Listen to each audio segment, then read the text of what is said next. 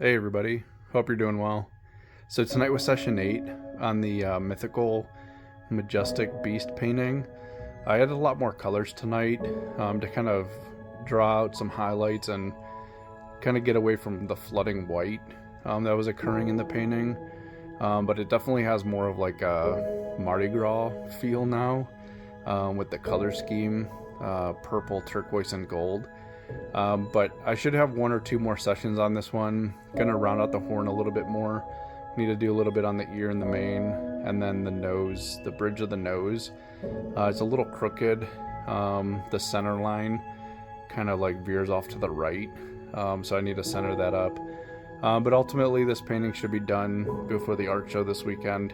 It'll be cool to bring it. But yeah, I hope everyone had a good weekend, and without further ado, I'll zoom in.